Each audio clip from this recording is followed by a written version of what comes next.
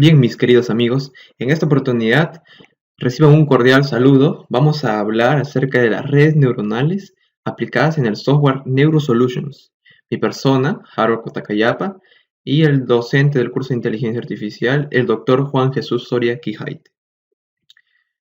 Para este tema, nosotros hemos abordado un problema eh, usando un dataset conocido que compete, que está almacenado en el repositorio de Machine Learning de la Universidad de California, Irvine. Este repositorio, dejaré el link en la descripción del video para que ustedes puedan acceder más tarde. En una campaña de marketing de una institución bancaria portuguesa, se basaron en llamadas telefónicas. El problema de esta campaña de marketing era el siguiente, para este banco portugués. Se requería más de un contacto con el mismo cliente para saber si el producto sería o no suscrito, es decir, si ellos firmarían el convenio de depósito a plazo o no. Ahora, nuestro objetivo es predecir si el cliente firmará o no un convenio de depósito a plazo. Para ello tenemos muchas variables que vamos a analizar. A propósito, este dataset fue trabajada por otras personas y sirvió como instrumento para publicar este artículo, que también voy a dejar el link en la descripción del video. Entonces, ¿qué es un depósito a plazo? Es una cuenta de depósito que ofrece un banco o una institución financiera con una tasa fija. Es mucho mejor, a menudo es mejor, que solamente abrir una cuenta de depósito. En efecto, esto se va a devolver. Este convenio especifica una fecha de vencimiento, ¿no? Entonces el dinero se devuelve al cliente. Muy bien. Algunas especificaciones del dataset que nosotros tenemos disponibilizadas por este repositorio de la Universidad de California. Nos presenta este repositorio dos conjuntos de datos. Uno que es mucho mayor, que tiene 45.211 instancias, y el otro solamente tiene el 10%. Nosotros estamos trabajando con el conjunto de datos de menor tamaño. El área es, con respecto a negocios, marketing, es un problema de clasificación, como ya lo hemos mencionado. Entonces, estas son las variables de entrada que nosotros tenemos de nuestro dataset. Este dataset está dividido también las variables están divididas en secciones, ¿no? Con respecto a datos del cliente bancario, tenemos la edad, que es el tipo numérico, el tipo de trabajo, que es categórico, el estado civil, categórico también, la educación, una variable categórica, si tiene crédito incumplido, aunque de que falta pagar, ¿no? Una variable categórica también, si tiene préstamo de casa, si tiene un préstamo personal, variables categóricas. La segunda sección está relacionada con el último contacto durante la actual campaña. El tipo de comunicación que se realizó en este último contacto puede ser celular o teléfono. El mes, el último mes que se realizó este contacto, también es categórico. El último día, el día de la semana que se realizó este contacto, el último contacto. Y con respecto a esta variable, la duración, que compete a la duración del último contacto, ¿no?, que se tuvo con el cliente, nos recomienda que nosotros debemos descartarlo, ya que si nuestra intención es realizar un modelo probabilístico real. Entonces, esta variable tiene un alto efecto en la variable de salida. ¿Por qué? Si la duración fue cero, es decir, que no hubo un contacto con este cliente, obviamente la salida va a ser cero, ¿no? Entonces, esta variable también ha sido eliminada. Más adelante explicaremos cómo. Otros atributos a considerar como variables de entrada es la campaña, ¿no? Número de contactos realizados durante esta campaña, la actual campaña, para un cliente en específico. Y los tres siguientes son números de días que pasaron después del cliente fue contactado, desde el último contacto con el cliente, ¿no? Una campaña anterior. Una variable numérica. El número de contactos realizados antes de la campaña actual para este cliente. Y el resultado que se obtuvo de una campaña anterior para este cliente, ¿no?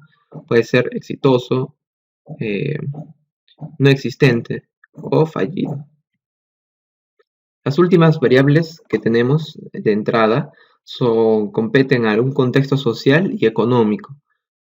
La primera variable es la tasa de variación de empleo, el índice de precio del consumidor, índice de confianza del consumidor, el Euribor, que es una tasa de interés que la mayoría de bancos europeos dicen conceder para un préstamo a corto plazo.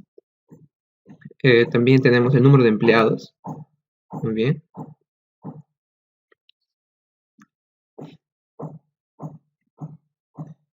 La variable de salida. Aquí tenemos nosotros la variable que nosotros queremos predecir, ¿no? Es si el cliente se suscribirá a este depósito a plazo o no. Es una variable binaria, sí o no. Y para ello vamos a usar el software NeuroSolutions. Y un poco acerca de la arquitectura que vamos a utilizar son las redes neuronales. Estas redes neuronales, en este caso, como nuestro problema es de clasificación, vamos a tener un aprendizaje supervisado. Y para ello estamos usando una red neuronal. Aquí a considerar 3 aspectos. A propósito, también cabe mencionar que vamos a usar una red neuronal Multilayer Perceptron, MLP. Sin embargo, podemos usar cualquiera de estos 4 también. Considerar 3 aspectos aquí. El primero es cómo calculamos el error, comparando la salida de la red neuronal con la salida deseada. La diferencia será el error. Segundo punto es cómo vamos a realizar nuestra retropropagación hacia atrás para actualizar los pesos. Y el tercer punto a considerar es cuál va a ser nuestro algoritmo que permitirá actualizar los pesos. Hablando del peso en específico, ¿no? Recordemos que esta es una red feed-forward, es decir, que necesita llegar hasta la última capa para recién comenzar la retropropagación, a diferencia de las redes neuronales recurrentes. Ahora, este algoritmo que nosotros usamos para actualizar los pesos, existen muchos tipos y se llaman, ¿no? Están dentro de la familia de la búsqueda del gradiente. Muy bien, esta es la Perceptron multicapa que vamos a usar nosotros, MLP. Tenemos una capa de entrada, una capa oculta y una capa de salida. Y aquí a la derecha podemos ver la matriz de pesos de esta red neuronal. Si se fijan aquí en la cuarta columna tenemos 3 pesos que corresponden a la neurona número 4. Si nos fijamos aquí, la neurona número 4 recibe 3 entradas, cada una con sus respectivos pesos. Es por eso que tenemos aquí 3 pesos, ¿no? Igual sucede para la neurona número 5. Sin embargo, para la neurona número 6 solamente tenemos 2 pesos porque se recibe entradas una de la neurona 4 y una de la neurona 5. ¿De acuerdo? Entonces, yo lo que les venía explicando de los tres principios a tener en cuenta es el plano de activación. Esta es una arquitectura general de nuestro MLP. Tenemos un plano de activación, ¿no? O también llamado plano feed-forward, en que va a ser procesado todos los datos, todas las entradas, hasta llegar a la capa de salida. Luego se compara, hay un criterio de error, ¿no? para calcular el error, o también llamado función costo, donde calculamos la diferencia entre la salida de la red neuronal y la salida del deseada. Así es. Entonces luego tenemos un plano de backpropagation, de retropropagación, para actualizar todos los pesos, ¿no? En este proceso de actualización de pesos se usa un algoritmo para calcular el peso, ¿no? ¿Cuál va a ser el nuevo peso? Y ahí tenemos la familia de la búsqueda del gradiente, ¿no? Se llama Gradient Search. Entonces, ¿en qué momento para la red neuronal? Aquí tenemos una medida de rendimiento MSE, que es el error cuadrático medio. En la imagen del gráfico izquierdo, en caso que el error cuadrático medio sea menor, ¿no?, al threshold que nosotros establecemos, la red neuronal ya va a parar, ¿no? Es una forma de realizar, es un criterio para parar el entrenamiento de la red neuronal. Otro criterio es cuando esta red neuronal, el índice del error cuadrático medio comienza a subir, ¿no? Está bajando, sin embargo, en un momento comienza a subir. Eso indica que ya está llegando a un sobreentrenamiento, overtraining. Y este sobreentrenamiento significa que ya la red neuronal está memorizando los datos y no está generalizándolos. Es decir, que va a empezar a memorizar y en caso de que le presentemos datos nuevos, no va a poder predecir correctamente porque ya ha memorizado los anteriores y no está generalizándolos. Es una característica de la red neuronal. Entonces aquí cortamos antes de que empiece a subir. ¿De acuerdo? Muy bien, para la aplicación nosotros hemos usado un preprocesamiento, vamos a explicarlo. Sin embargo, antes de pasar a ello, explicar algunas medidas de rendimiento a tomar en cuenta para verificar si nuestro modelo es correcto, es óptimo. La primera medida, como ya la hemos hablado, es el error cuadrático medio. También he expresado que es simplemente 2 veces el costo promedio, es decir, de la función costo, que ya le voy a mostrar en NeuroSolutions. Tenemos también la raíz normalizada del error cuadrático medio. Esta es su fórmula matemática también. Estas dos variables, estos dos indicadores de rendimiento, cuanto más menores sean, es mucho mejor, ¿no? Mucho mejor. Si está más pegado al cero, es mucho mejor. Sin embargo, tenemos aquí una variable que nos ayuda a combatir un problema que nos presenta el error cuadrático medio. Esto significa que a veces tenemos nosotros la variable deseada y la variable de salida de la red neuronal, ¿no? A veces nosotros podemos reducir el error cuadrático medio, sin embargo, pueden estar creciendo en sentidos opuestos estas dos variables, o no pueden tener una correlación lineal, ¿no?, que es la adecuada. Entonces, este coeficiente de correlación se limita al rango -1, 1. Cuando R es 1, hay una correlación lineal positiva perfecta, es decir, que estas dos variables, la salida de la red neuronal y la salida deseada, crecen en la misma dirección y además crecen proporcionalmente, ¿no?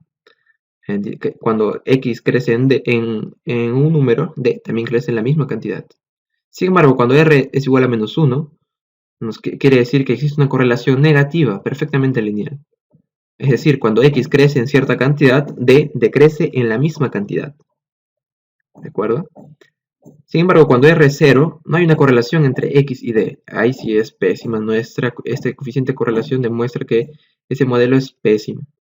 Ahora, ¿cuándo podemos considerar que está correcta, ¿no? Podemos considerar que está buena, que nuestro coeficiente de correlación nos indica que nuestra red neuronal es buena. Aquí menciona un ejemplo que podemos considerar razonablemente bueno cuando este coeficiente de correlación alcanza 0,88. En este caso, ¿no?, cuando esté más cerca a 1 es mucho mejor este coeficiente de relación. ¿Ok? Nos indica que estas dos variables, X y D, crecen en la misma dirección, ¿no? Eso nos va a servir para comprobar nuestra red neuronal también. Tenemos dos medidas más, que es la matriz de confusión y la curva ROP. Veamos la matriz de confusión. Tenemos aquí un cuadro de doble entrada en la que las columnas son las predicciones realizadas por la red neuronal y en las filas tenemos las predicciones deseadas, ¿no?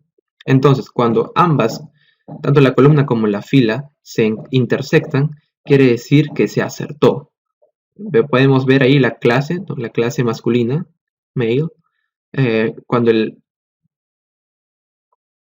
por ejemplo, aquí un valor fue predicho, ¿no?, es masculino y corresponde a la clase masculina, entonces acertó. Sin embargo, a veces nuestra red neuronal va a predecir femenino, cuando debería ser cuando lo que se espera es masculino.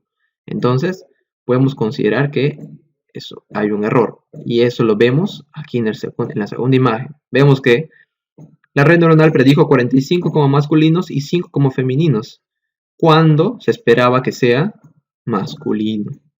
Entonces, concluimos que cuando todos los valores se encuentran en la diagonal principal de esta matriz, es mucho mejor, ¿no? Sin embargo, también tener en cuenta que no siempre es un indicador, que este indicador no refleja que nuestra red neuronal sea óptima. ¿Por qué? Porque puede ser que nuestra red neuronal haya memorizado los datos, ¿no? Y haya predicho bien los, los, los- todos los ejemplares. Entonces, esta matriz de confusión se debe analizar en la data de pruebas. Y generalmente no va a salir un 100%, ¿no? Porque siempre hay un margen de error. Sin embargo, eso también debe ser validado. ¿Ok? Entonces ya sabemos cómo interpretar esta matriz de confusión analizando la diagonal principal de la matriz. En la curva ROC nosotros comparamos dos medidas, que son las detecciones correctas, ¿no? Las predicciones correctas realizadas por la red neuronal, y las falsas alarmas. Eso quiere decir que mientras más pegado esté a 1, va a ser mucho mejor. ¿Por qué? Se reducen las falsas alarmas y crecen las detecciones correctas. ¿De acuerdo? Esto en NeuroSolutions no lo tenemos como como un gráfico, sino nos presenta como una tabla, pero se analizan las mismas variables, detecciones y falsas alarmas. Para mostrarles aquí el preprocesamiento, nosotros hemos importado algunas librerías y luego hemos pasado esta es la data que tenemos, ¿no? La original, que viene ya del repositorio. Nos fijamos que muchas variables, muchos atributos son categóricos, ¿no? Pero necesitan ser numéricos para ser procesados por una red neuronal. Ahora, como nosotros mencionamos, eliminamos el atributo de duración y dos atributos más, ya que no demuestran una influencia en nuestra red neuronal. Y además que estos dos atributos también, al ser eliminados, la red neuronal reflejó un óptimo desempeño al no tener la presencia de estos dos atributos. Es algo que también lo hemos comprobado. Por eso hemos decidido eliminar estas dos variables. En total 3. Continuando, luego hemos separado la variable salida, los datos del cliente, también estas variables que, como hemos mencionado al inicio, hemos descrito las variables por secciones, ¿no? Aquí tenemos las variables que competen a esta sección, que son que respecto al cliente, nos damos cuenta que algunas son categóricas y aquí vamos a transformarlas, ¿no? Con esta función fitTransform. Y con respecto a la edad, ya que tenemos datos variados, vamos a agrupar las edades y al final resulta en este data frame, ¿no? Que es clásico, un objeto clásico del pandas. Lo mismo hacemos con esta variable contacto. Y en el caso de los atributos que competen a contexto social y económico, tenemos la ventaja que todos son numéricos, ¿no? Ahora aquí, una vez que unimos todos estos datos, tenemos un problema, que tenemos data desbalanceada. ¿Se dan cuenta? Tenemos aquí para la clase no. Tenemos más de 3000 datos y para la clase sí, es decir, los clientes que sí han aceptado firmar, tenemos solamente menos de 500 registros. Entonces, aquí aplicamos aquí una técnica de resample en la que duplicamos esta data de, de los que sí se suscribieron, ¿ok? Para compensar a este gran desbalanceo de datos. Y eso nos ayudó bastante, lo hemos comprobado también, nos ayudó bastante para generar un mejor modelo. Y algunos me van a preguntar, ¿no? Claro, puede funcionar bien, sin embargo, puede predecir en total 90%, pero imaginemos que solamente está prediciendo bien para la clase no. Y lo que nos interesa es predecir los que sí van a firmar, ¿no? Entonces vamos a ver eso porque eso nos ayuda, para eso también nos ayuda nuestra matriz de confusión en la que nos revela eh, cuántos acertó en cada clase, no solamente en un total, ¿no? Vamos a tomar eso en cuenta. Y al final tenemos aquí la data procesada ya, completa, en la que tenemos nuestras dos variables deseadas.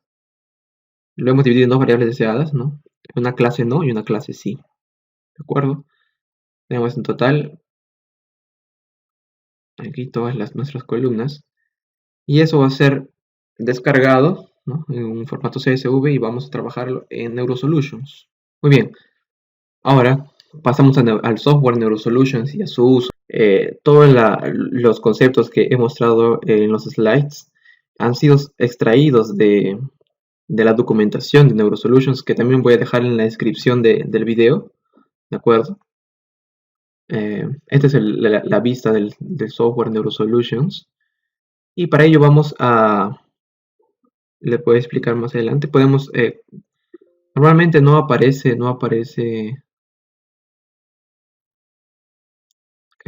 algunas herramientas, tenemos que activarlas aquí en personalizar, ¿no? Beast Tools, Customize, actualizamos, podemos mostrar algunas herramientas que querramos, ¿no? Yo disponibilicé aquí algunas para que vean que tiene bastantes componentes, herramientas buenas, ¿no? Buenas para poder trabajar. Entonces, vamos a importar la data que nosotros hemos obtenido, ya preprocesada. Elegimos que va a ser nuestro perceptrón multicapa, nuestro modelo. Importamos la data, está aquí. Muy bien. Aquí nos permite colocar un tag en cada atributo, ¿no? Las variables son de entrada todas, así es. Sin embargo, aquí tenemos dos variables que son las deseadas, ¿no? Son nuestras clases.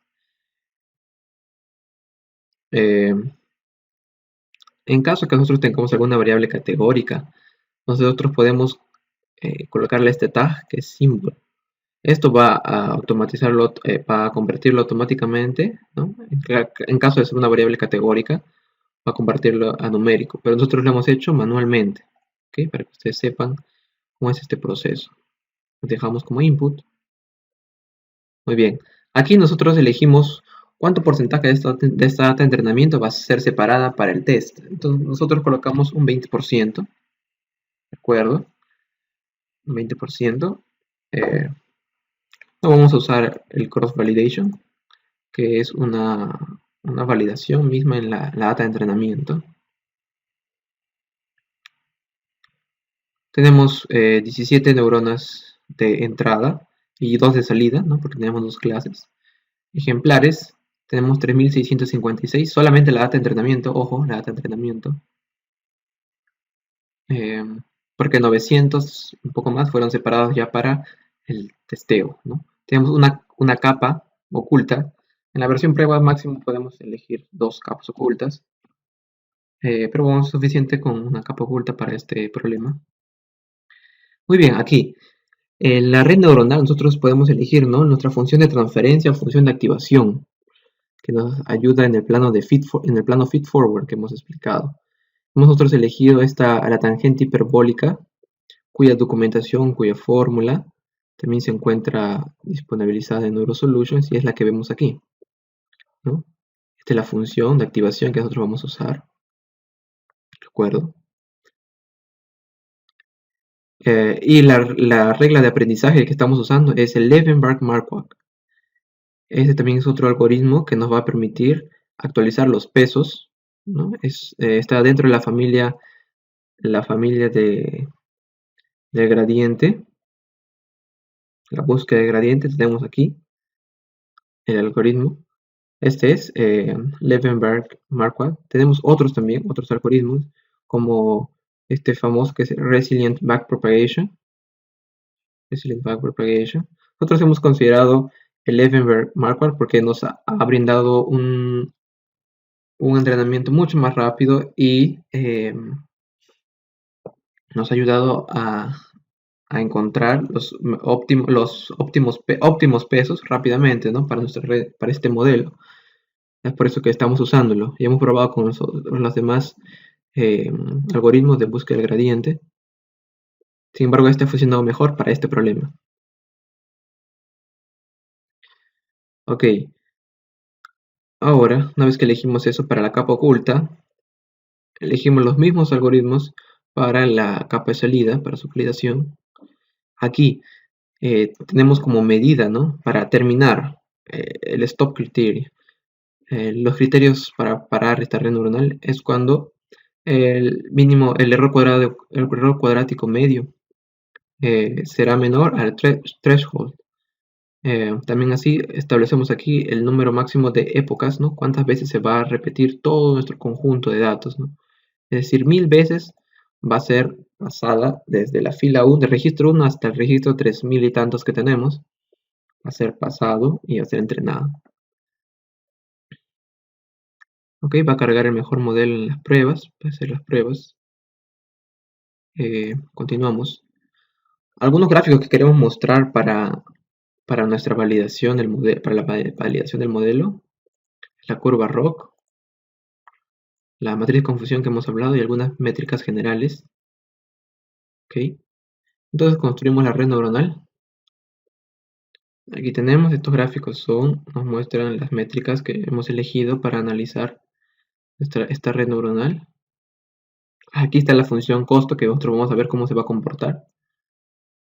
Y algunas métricas que hemos dicho, ¿no? El error cuadrático medio, el normalizado, coeficiente de correlación, porcentaje de error. AIC y MDL no lo hemos mencionado. Entonces, esta es nuestra arquitectura de red neuronal. Aquí tenemos una capa oculta y aquí la capa de salida, ¿no? La capa de entrada y la capa de salida. Algunas configuraciones que se pueden realizar por aquí. Aquí tenemos, esta es la configuración del gradiente, ¿no? Como ustedes verán, hemos elegido el VMware Marquardt.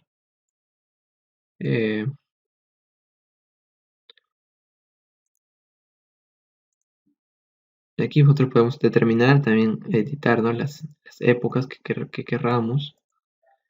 Y así. LM es el algoritmo que nos va a permitir actualizar los pesos, ¿no? El Levenberg Marquardt, que ustedes están viendo aquí. Muy bien.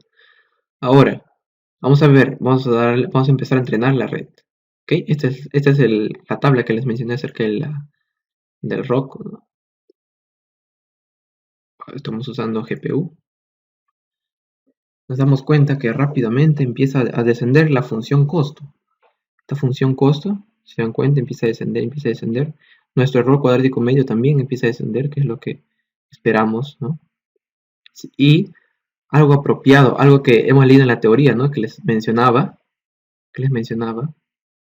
es que el R, el coeficiente de relación, para que sea óptimo, ¿no? Les decía, le he puesto pausa al entrenamiento, porque ya hemos llegado a un nivel muy, muy bajo realmente, y para que sea óptimo, les decía que este coeficiente de relación debe una medida razonable 0,88 y hemos obtenido 0,91. Ahora, si nosotros continuamos con ese entrenamiento, vamos a ver que esto quizás puede empeorar. Vamos a dejarlo pasar, ¿no? Porque incluso se puede dar un sobreentrenamiento y entonces ya no se encuentran los pesos más óptimos. Vamos a dejarlo aquí porque incluso ya bajó un poco más el error cuadrático medio. Y en nuestra matriz de confusión tenemos que en la clase no acertó un 99%, ¿sí? Y en la clase sí acertó en un 89%, es bastante alto. Entonces, ese desbalanceo de datos que tuvimos, en realidad nuestra red, nuestro modelo, trabajó muy bien, ¿no? Reaccionó muy bien a este desbalanceo de datos. Y estos datos que tenemos en la clase sí fue suficiente para aprender, ¿no? Para que esta red neuronal pueda aprender y está llegando a un 89% en la data de entrenamiento.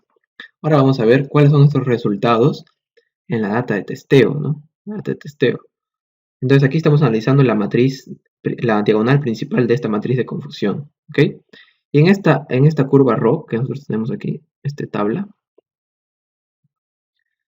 aquí, bueno, aquí las detecciones están llegando a un 90%, ¿sí? De precisión, 90% de precisión. y las falsas alarmas están llegando a un 10%, ¿no? A un 10%, que prácticamente es un buen indicador, ¿no? Que está bueno, está bueno. Es el mejor que tenemos, hasta ahora es el mejor que tenemos. Prácticamente esto representa también aparte de la matriz de confusión, ¿no? Es algo general. Ya realiza los cálculos entre ambas clases y aquí saca promedios generales, ¿no? Entonces vamos a hacer las pruebas para ver qué también está generalizando. Bien, le damos siguiente, estamos usando la misma data, ¿no? Que ya internamente el software ha separado la data de testeo. Esa la vamos a usar aquí.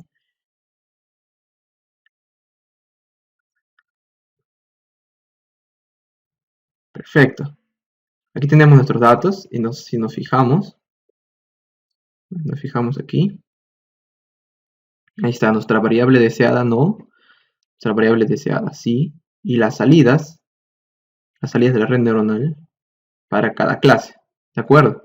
Entonces, en el primer registro del dato de testeo, del dataset de testeo, debería salir un no, ¿verdad? Y nuestra salida es cerca a 1, entonces está acertando. En el segundo registro también, cerca a 1, está acertando. Tercer registro debería salir sí, y aquí también tenemos mayor precisión en la variable sí, entonces está acertando bastante bien. Y así podemos seguir analizando. En algunas no va a acertar, en algunas. Por ejemplo, en esta, ¿no? En esta. Debería haber salido, ¿no? Un no. Lo que se espera es un no. Pero aquí la red neuronal predijo en la variable sí, en la clase sí. Entonces, es como si este cliente sí va a firmar. Sí va a firmar un convenio de depósito a plazo. Sin embargo, tenemos que no firmó, ¿no? Entonces, aquí predijo mal. Entonces, sí, es verdad, predijo, hay algunos errores, pero es la red neuronal. Sin embargo, tenemos que interpretar esta matriz de confusión, ¿no? En la que de 100% acertó 77% en la clase sí. No, en la clase no, sí acertó mucho más, 91% de los ejemplares acertó. Para la clase sí, solo acertó el 77%. Es bastante alto ya para considerar. Ahora, hay una medida que se llama la precisión, acuracia.